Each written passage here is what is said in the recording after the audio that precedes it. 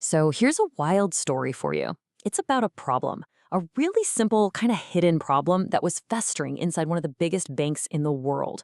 They got warnings, they ignored them, and then boom, it all blew up into this massive public fight with regulators. This is the story of Citigroup, and trust me, it's a very, very expensive lesson. Everything really came to a head in 2024 with this one absolutely staggering number: $136 million. Just let that sink in for a second. That's the fine regulators slapped them with. But you know what the really shocking part is? This wasn't some kind of surprise attack. No, not at all, because what makes this whole thing so fascinating is that this huge fine, it wasn't for some new mistake. It was the bill finally coming due for a problem they were told explicitly to fix a full 4 years earlier. Okay, so how does a financial titan like Citigroup even end up in a mess like this? To get that, we've got to rewind the clock. Let's jump back to 2020, to the very first warning shot that regulators fired right across Citi's bow. So that year, regulators hit them with what's called a cease and desist order. And let's be super clear about what this is, because it's not a suggestion. It's a serious, legally binding demand. It basically says you will fix these fundamental, deep-rooted problems in how you manage your data, your risk, and your own internal controls, period.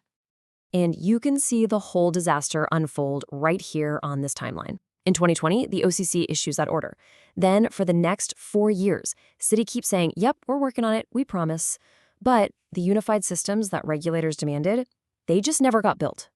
Which brings us to 2024, when the OCC and the Fed finally threw their hands up and said, all right, time's up, and dropped that massive fine for the exact same problems. All right, let's get to the heart of it, the central clue in this whole saga, the fragmented database.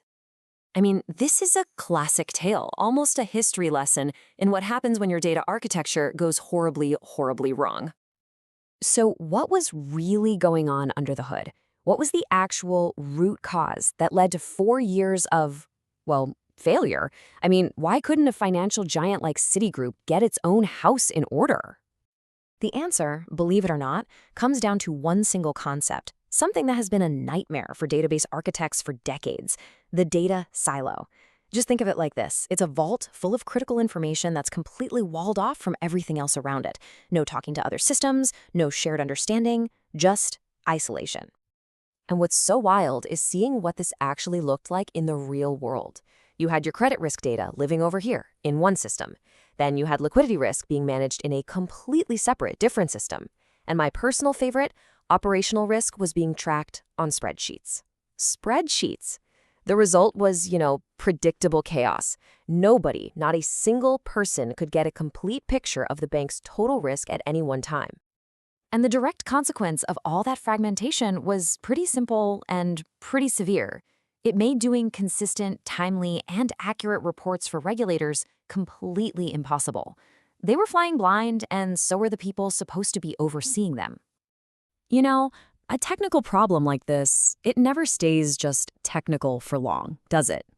So let's look at the real-world price Citi ended up paying for these data silos. Not just in dollars, but in reputation, too. This chart just puts it in the starkest terms possible. On the left, you've got the initial warning, that 2020 order. And on the right, the $136 million consequence for not listening.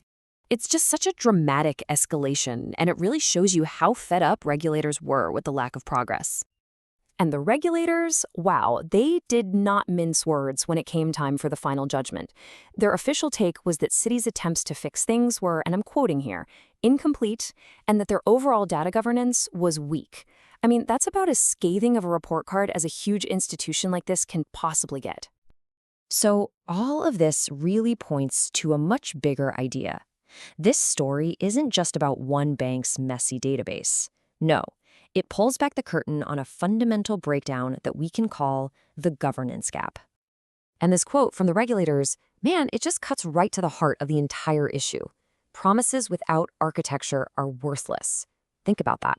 It means you can say you're going to fix things all day long, but if you don't actually build the technical systems to make it real, those words are completely empty. They're worthless. This slide just lays out the entire conflict perfectly. On the left, you've got the reality of what was happening. fragmented silos and weak governance. And on the right, you've got the clear, simple mandate from regulators, unified data, and strong controls. For 4 straight years, Citi was stuck living in that left column, all while being ordered to build the world on the right. At the end of the day, it really all boils down to this one simple truth. If you don't have technical integration, if you don't build that unified data foundation, the whole structure of compliance, everything you're trying to do, it just collapses under its own weight. And that kind of leaves us with one last, pretty unsettling question, doesn't it? We just saw exactly how this invisible internal weakness could cripple a global banking giant. It really makes you wonder, how many other critical systems out there that we rely on every single day, in finance, in healthcare, you name it, are built on a foundation that is just as fragmented, just waiting for the cracks to show?